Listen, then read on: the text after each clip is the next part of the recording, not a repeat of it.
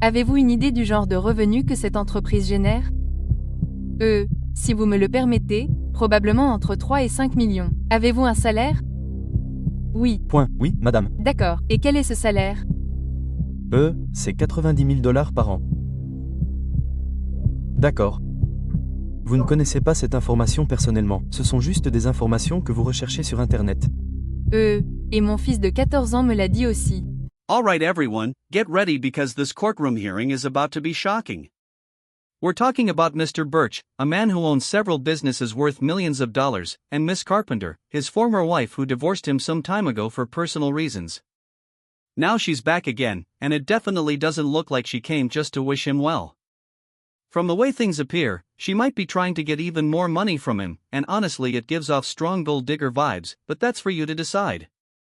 The judge handling this case isn't interested in any drama. He has a very serious, no-nonsense approach and he's ready to enforce the law in a way that might make you rethink the whole situation. This judge pays attention to every detail, and when he speaks, it's definitely something worth hearing, so you'll want to stay tuned. So what's really happening here? Is Miss Carpenter simply chasing more money without a real reason, or is there something deeper behind it?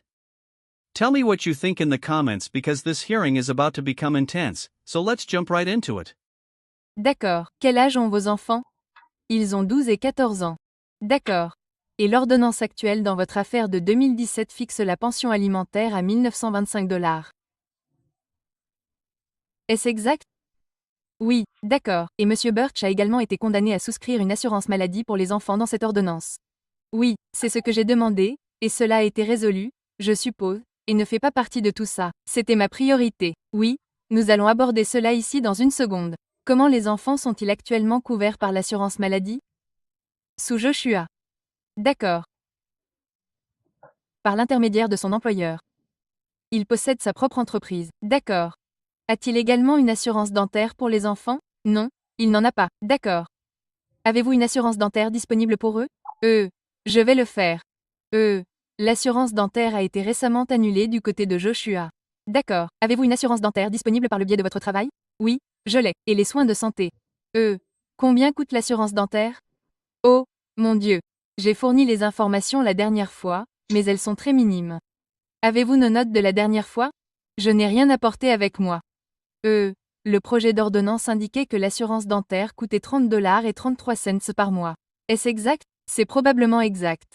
Était-ce pour les 2 enfants seulement? Non, c'est pour la famille. D'accord. Combien de personnes sont inclus? Juste moi et les 2 filles. D'accord. Donc, 3. Oui. D'accord. Savez-vous où travaille Monsieur Birch? Il travaille à East Texas Truck Center. D'accord. Savez-vous combien de temps ou depuis combien de temps il fait ça? Je ne sais vraiment pas. Je veux dire, ça fait plusieurs années maintenant qu'il en est propriétaire. Je dirais probablement, si je devais deviner, probablement 5 à 7 ans. D'accord. Et vous avez dit qu'il est propriétaire de cette entreprise. Oui, il possède également d'autres entreprises. Je ne suis pas vraiment au courant de toutes les entreprises qu'il possède. Mais je sais pertinemment qu'il est propriétaire d'East Texas Truck Center et qu'il a une entreprise à Nacogdoches et une autre à Byton. D'accord. Est-ce que East Texas Truck Center, est sa principale source de revenus? Oui, d'accord. Et vous avez déclaré qu'il était le propriétaire de cette entreprise? Oui, c'est exact. Avez-vous une idée du type de revenus générés par cette entreprise? Si vous me le permettez, j'aurais estimé entre 3 et 5 millions. J'ai envoyé mon dossier et je ne sais pas si vous l'avez reçu hier. Je suis allé en ligne et j'ai regardé les districts d'évaluation pour connaître la valeur de ces biens. Avez-vous reçu ces informations? Je les ai reçues. D'accord. Donc, en ce qui concerne la valeur de ces biens, comme je l'ai dit, je ne peux pas vous dire quels sont ces revenus, car il s'agit d'une SARL et les documents ou les informations financières ne sont pas disponibles.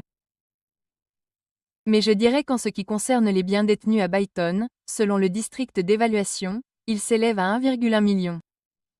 À Nacogdoches. Il possède 5 propriétés, dont 3 viennent d'être acquises le 15 décembre 2021. Mademoiselle Carpenter, arrêtez. Mademoiselle Simone, j'ai besoin que vous posiez des questions. Oui, monsieur. Merci. Excusez-moi. Point. D'accord, vous avez dit qu'il possède d'autres entreprises. Savez-vous quelles sont ces entreprises ou quel est le nom de ces entreprises? Je peux, si vous regardez ses comptes LinkedIn. Je n'ai pas ça à disposition. Désolé, d'accord. Je le récupère tout de suite. Je vais le chercher sur mon ordinateur. L'Internet est beaucoup plus rapide. Donc, mademoiselle Carpenter, ces informations que vous êtes sur le point de me donner sont quelque chose que vous recherchez ailleurs.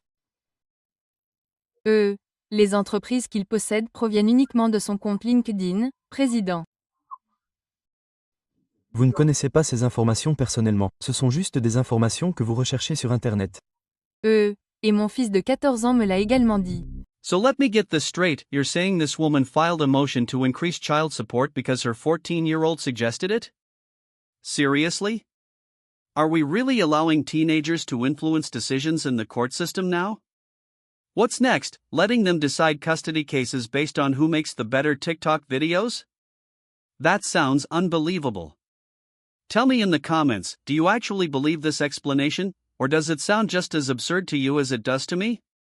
And it gets even crazier. She's apparently checking out his LinkedIn profile trying to estimate how much money his private business makes, all because a teenager encouraged her to do it. Come on, this isn't some detective show called CSI, Child Support Edition. Does she not understand how businesses operate, or does she think LinkedIn provides every financial answer? Be honest, would you trust your 14-year-old to manage your financial decisions? Exactly. And let's talk about the numbers for a moment. $1,900 every month for 2 kids isn't a small amount. What exactly is that money being used for? Gold-plated Lunchables? Does she simply not want to work, or is she trying to get an easy ride? I really want to hear your opinion, so leave your thoughts below. Is this request reasonable, or is it just plain greed? Let's dig into the situation and find out. D'accord, donc, vous ne pouvez pas utiliser cette information. D'accord, passez à autre chose, mademoiselle Simone. Je vais passer la parole au témoin. D'accord, ouais, voyons si vous pouvez trouver quelqu'un qui a une connaissance directe de ce que vous essayez de faire ici. Oui, monsieur. Je vais appeler monsieur Birch. Monsieur Birch, pourriez-vous décliner votre nom complet pour le tribunal, s'il vous plaît? Joshua Paul Birch. D'accord, et vous êtes le père d'Aubrey et Adeline Birch. C'est exact. D'accord. Et couvrez-vous actuellement les enfants avec votre assurance maladie? Oui, madame, je le fais. D'accord, et pouvez-vous me donner le coût de cela? $315,97 par mois et par enfant par l'intermédiaire de Blue Cross Blue Shield. D'accord. Donc 63 194. Très bien. Et où travaillez-vous actuellement? East Texas Truck Center. D'accord. Et êtes-vous propriétaire de cette entreprise? Je suis un actionnaire minoritaire de cette entreprise. D'accord. Êtes-vous rémunéré? Oui. Point. Oui, madame. D'accord. Et quel est ce salaire? C'est $90 000 par an. $90 000 par an. D'accord.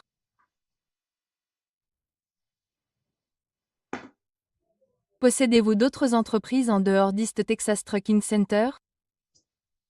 Je suis un actionnaire minoritaire d'East Texas Truck Center Inc., qui n'est pas une SARL, et je suis un actionnaire minoritaire d'East Texas Truck Center Byton LLC. Je suis un actionnaire minoritaire de Keystone Financial LLC. Et je suis un actionnaire majoritaire de Cornerstone LLC.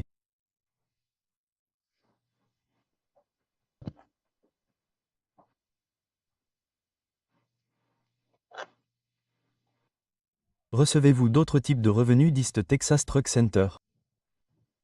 En dehors de votre salaire? Non, madame. Sauf s'il y a un dividende versé, mais nous n'en avons pas versé. D'accord. Tirez-vous des revenus de Keystone Financial? Non madame, il n'y a pas non plus de salaire ni de dividende versé de cette manière. C'est une start-up. Et tirez-vous des revenus de Cornerstone Financial?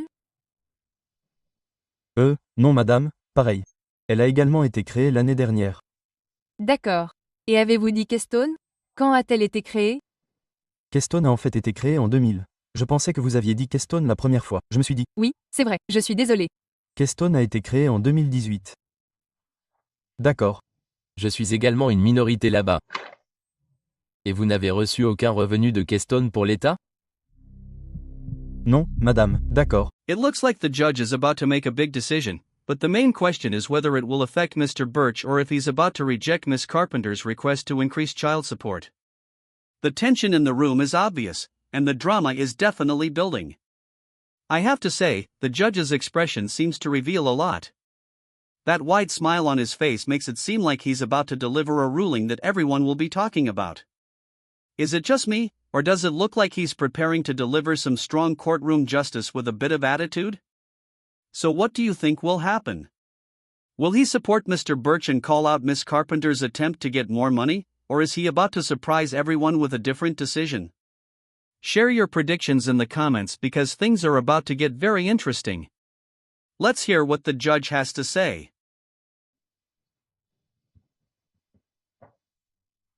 Ok, votre requête est rejetée. Monsieur Birch, Mademoiselle Carpenter, je viens de rejeter la requête de l'État visant à ajuster la pension alimentaire dans cette affaire. Ils doivent présenter des preuves pour me montrer qu'il y a eu un changement dans les revenus et je n'ai rien entendu qui me porte à croire qu'il y a eu un changement. Donc l'État ne s'acquitte pas de sa charge, la requête est donc rejetée.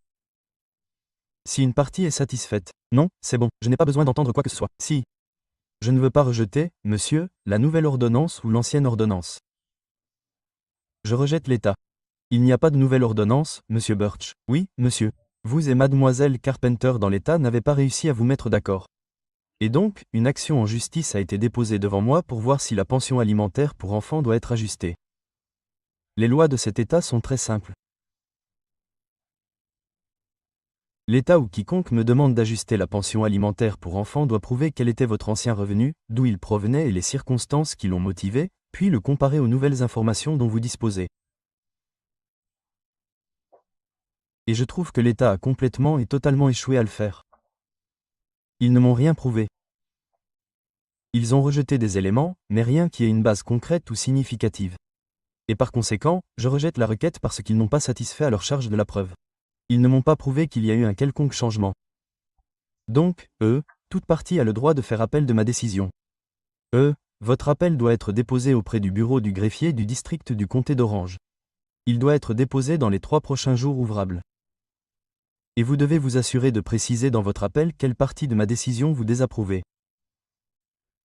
Et vous êtes également responsable de vous assurer qu'une copie de cet appel écrit est « Laissez-moi ». Terminé, monsieur Birch.